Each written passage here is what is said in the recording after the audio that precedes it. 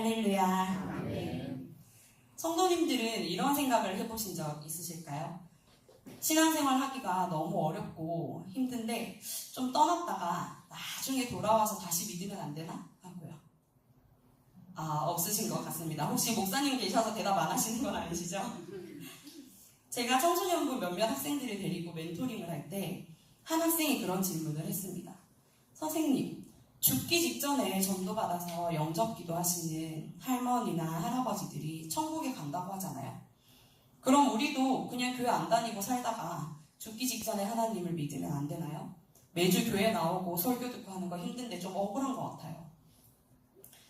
어떻게 생각하시나요? 저도 대학생 시절에 같은 궁금증을 가진 적이 있습니다.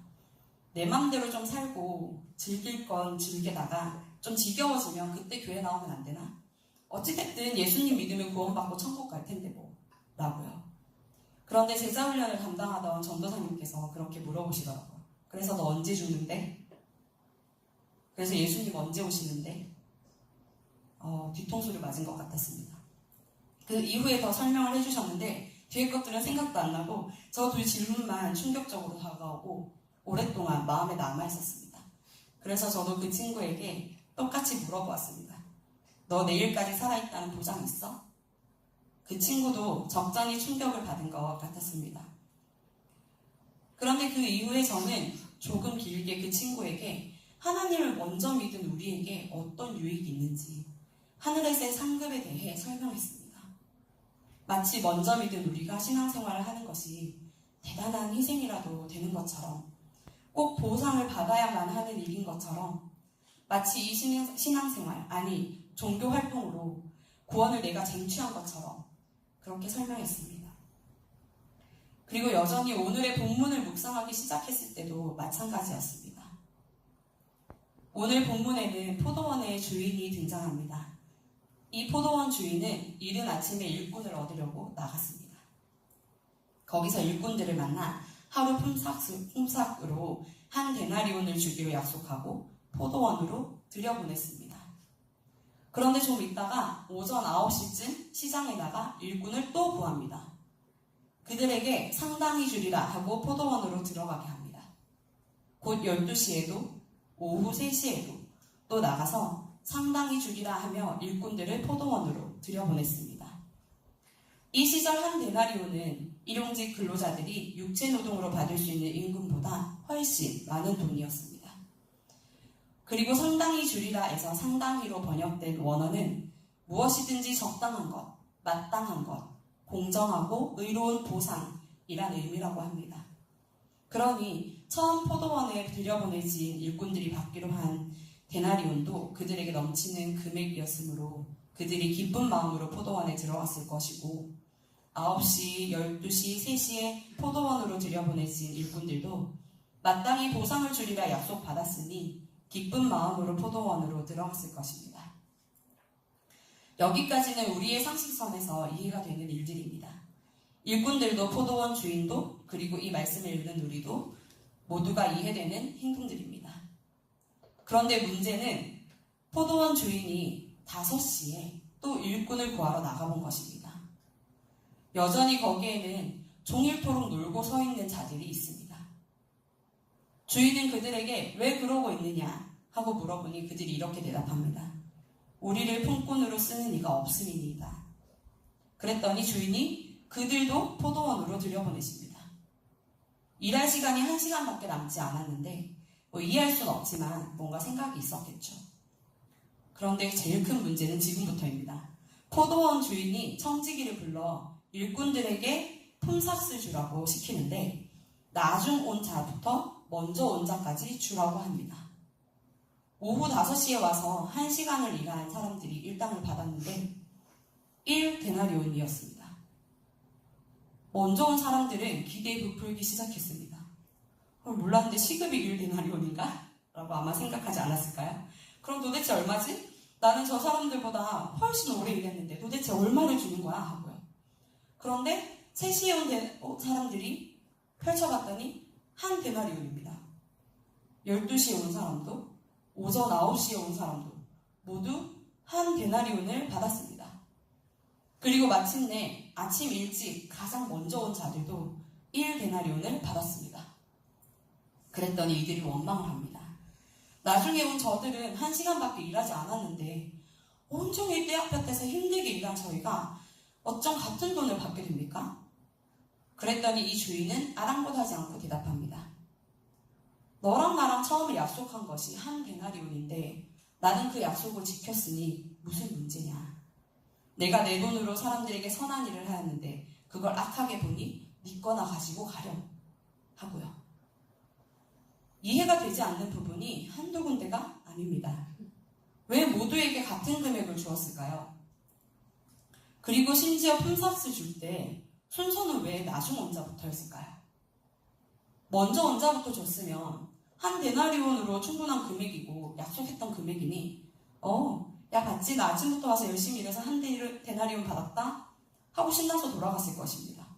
그리고 9시에 온 사람, 12시에 온 사람 등등 늦게 온 사람들이 상당히 주겠다 하더니 그게 얼마일까? 하고 받았더니 1데나리온인 거예요. 야, 우리가 1데나리온 받을 자격이 되나? 너무 감사하다. 그러지 않았을까요? 그리고 대망의 5시에 온 그들 또한 그냥 딴 포도 몇 송이나 가져가라. 그래서 가족들이랑 나눠 먹어라. 해도 사실은 감사함으로 따를 텐데 1데나리온을 동일하게 주니 얼마나 놀랍고 감사했을까요? 그런데 왜 거꾸로 줘서 나중 온 자들이 1달란트를 받으니 먼저 온 자들이 모두 수군되면 어떻게 저럴 수 있을까? 나는 더 주겠지? 쟤네보다 일 더 했으니까? 하고 기대하게 만들었다가 결국은 1데나리온인 걸 보고 분노가 솟은 거죠. 여러분이라면 어떤 생각을 하실까요? 저라면 그럼 나도 내일은 오후 5시쯤에 그건 너무 불안하니까 4시 반쯤 나가 있어야겠다 라고 생각했을지도 모릅니다. 모두가 그렇게 생각하게 돼버리면 곧 포도원 주인은 일꾼을 못 구하거나 혹은 오후 5시 근처에나 일꾼들을 구할 수 있었을 것입니다. 또 궁금한 것은 왜 늦게 온 사람들은 왜 전부 놀고 서 있었을까요? 뭐라도 해야지. 왜 그때까지 놀고 있었을까요?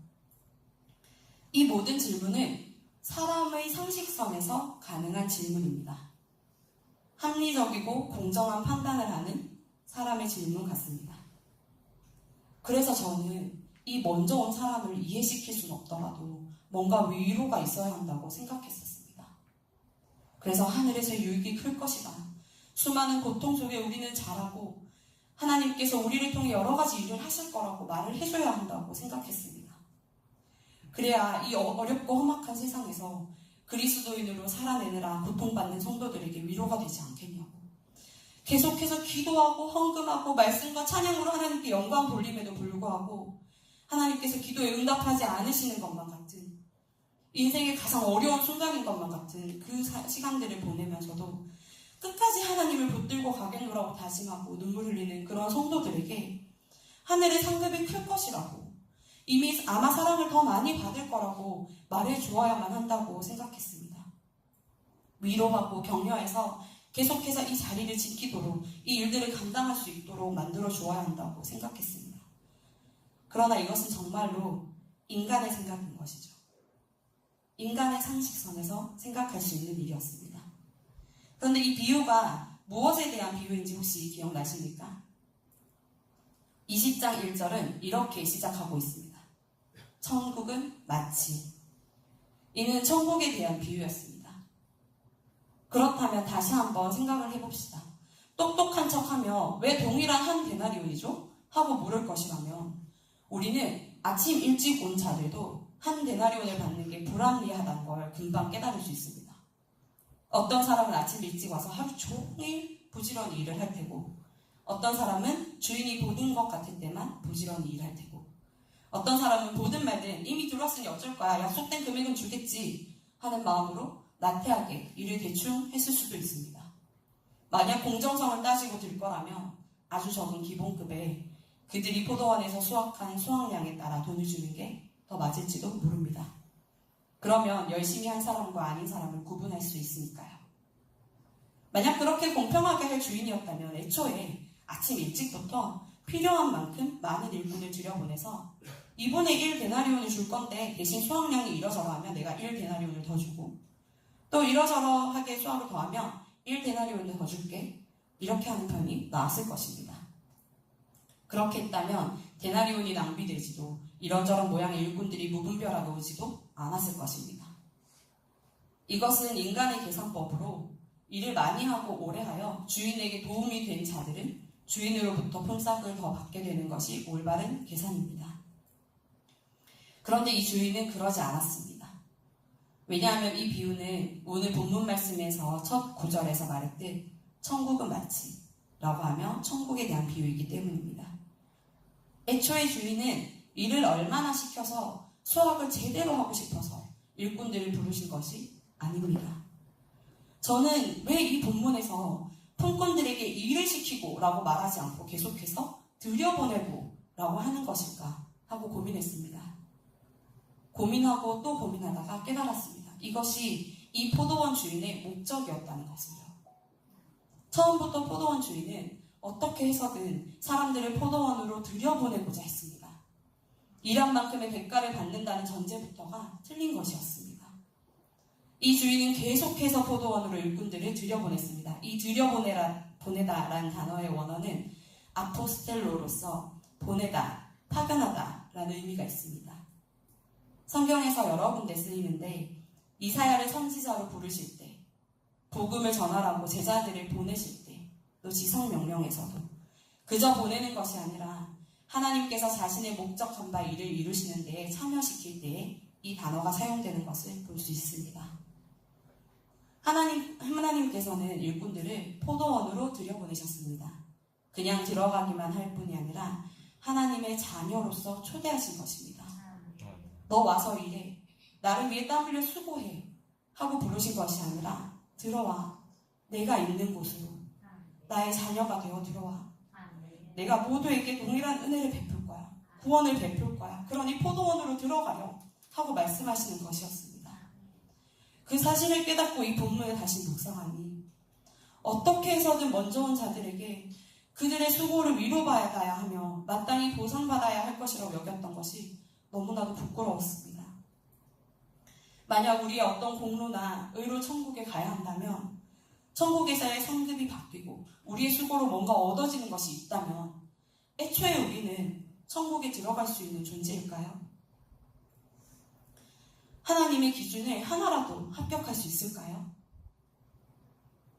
아마 없을 것입니다. 우리는 죄인이고 우리는 같은 죄를 계속해서 반복하는 부족하고 연약한 인간이기 때문입니다. 하나님이 은혜의 선물로 우리에게 구원을 베풀지 않으신다면, 즉 찾아오셔서 일꾼으로 불러 포도원에 들여보내주시지 아니하신다면 우리는 구원조차 받을 수 없는 존재이기 때문입니다. 그런데 하나님께서는 우리를 친히 찾아오셨습니다. 어떤 조건도 따지는 것 없이 포도원에 들여보내주셨습니다. 우리는 그 은혜로 포도원에 들어왔으나 처음 한 데나리온을 약속받고 기뻐하던 그 순간은 온데간데 없고 뒤늦게 온 사람들과 동일한 구원을 받는 것에 대해 불평하고 하나님께 따지고 있지는 않았는지 돌아보았으면 좋겠습니다. 천국은 대충 착하게 좀 살고 선행을 좀 베푼다고 들어가는 곳이 아닙니다. 그러나 우리는 그렇게 신앙생활 할 때가 너무나도 많습니다. 하나님께서 만약 우리를 일꾼으로서만 부르셨다면, 사람의 계산법으로 부르셨다면 이미 우리는 포도원에서 일한 만큼 받고 사라지라며 쫓겨났을지도 모릅니다. 그러나 하나님께서는 내가 약속한 것을 너에게 주지 않았냐고 하시며 불평하는 일꾼들에게 한 데나리온을 약속대로 지급하셨습니다. 그리고 심지어 그들을 친구여 라고 부르셨습니다. 여기서 우리는 하나님이 인격적이신 분이심을 알 수 있습니다. 사랑과 자비와 긍휼하심이 넘치시는 분이십니다. 또한 하나님께서는 한 번 정하신 구원을 번복하지 않으시며 우리에게 베푸신 구원을 끝내 이루시는 분이십니다. 그리고 그 모든 것이 은혜로 이루어지는 것임을 깨닫는 우리가 되길 소원합니다. 이제까지는 우리가 먼저 된 자, 즉 먼저 포도원에 들어온 자로서 말씀을 나누었습니다. 그런데 우리가 과연 가장 먼저 아침 일찍 부름받은 그 사람들이 맞을까요? 뒤늦게 부름받은 일꾼들이 있습니다. 특히 오후 5시에 부름받은 자들이 있습니다. 그때까지 놀고 섰더라 하는 그 자들. 그들은 도대체 뭐 하는 자들이길래 그 시간까지 놀고 섰나 하고 생각했는데 그게 아니었습니다. 그들은 세상에서 가장 약한 자들, 가장 재주 없는 자들, 가장 보잘것없는 자들이었습니다. 아무 능력도 재능도 없이 힘도 능력도 없이 그저 어디서라도 불러주길 바라며 기다리는 자들. 그런데 아무도 찾아주는 이 없어 서성이며 서 있었던 것이죠. 일할 수 있는 시간이 1시간밖에 남지 않아 이제는 어디에서도 일할 수 없겠구나. 오늘 공치면 가족들이 꼼짝없이 굶어야 하는데 어떻게 하면 좋지? 하고 낙심하고 절망하며 눈물 짓고 있는 그들에게 하나님은 다가오셔서 포도원에 들여보내주실 뿐 아니라 동일한 한 데나리온을 베푸셨습니다. 모태신앙이었지만 어려서부터 교회 안에 있었지만 하나님을 진정으로 알지 못했던 그래서 종교활동으로서 교만하게 굴며 그저 일로서 신앙생활을 하던 내 모습이 마치 오후 5시에 부름받은 자처럼 느껴졌습니다. 가난하고 보잘것없고 누구도 일꾼으로 부르고 싶지 않은 그 모습이 바로 나였구나 하는 생각이 들었습니다.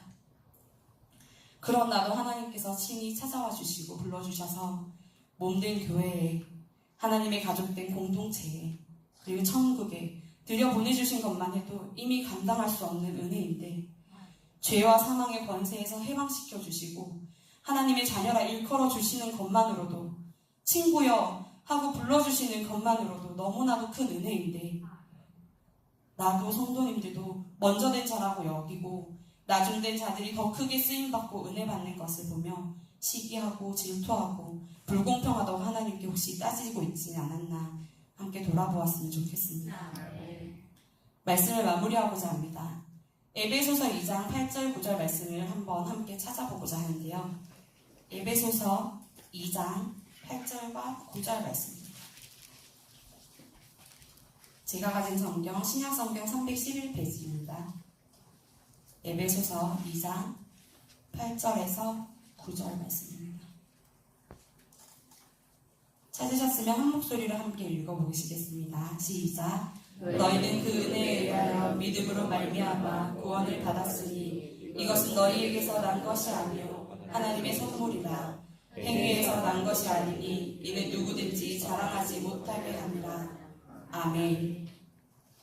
우리가 받은 그 한 데나리온은 우리가 몇 시에 부름받은 자이든 간에 우리를 사랑하시는 하나님의 은혜이며 선물임을 기억하시는 저와 여러분 되시길 소원합니다.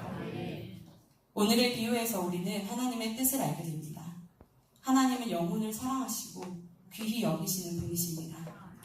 여전히 불러주는 이 없어 소망 없는 삶을 살아가는 사람들을 구원하시고자 몇 시가 되었든 찾아가고 또 찾아가 영혼들을 포도원으로 천국으로 들여보내시고 또 들여보내시는 분이십니다. 그 은혜가 우리에게 먼저 임하여 우리가 아직도 믿지 않는 자들보다 먼저 하나님의 자녀가 되매 우리의 공로는 없대 전혀 없고 온전히 하나님의 은혜뿐임이 얼마나 감사한지 고백하는 저와 여러분이 되시길 소원합니다. 그래서 먼저 되었으나 나중되어버린 우리를 다시금 하나님의 은혜 안에서 먼저 되게 하시기를 간구하며 오늘 내게 베푸시는 그 한 데나리온으로 만족하고 감격하며 감사하는 우리가 되기를, 그래서 끝끝내 그 포도원 주인의 곁에서 부족함 없이 기쁨을 누리는 우리가 되기를 소원합니다. 뿐만 아니라 포도원 주인 되신 우리 하나님이 얼마나 좋으신 분인지, 얼마나 사랑이 넘치는 분이신지 알기만 할 뿐 아니라 허무하고 힘겹고 낙심되며 절망뿐인 오후 5시의 삶을 살아가는 이들에게 찾아가 이 좋은 포도원으로 들여보내주시고 구원을 베푸시는 우리의 사랑하는 포도원 주인인 하나님께로 그들을 기꺼이 초청하여 함께 구원의 감격을 누리고자 다짐하는 저와 여러분이 되시기를 소원합니다. 기도하겠습니다.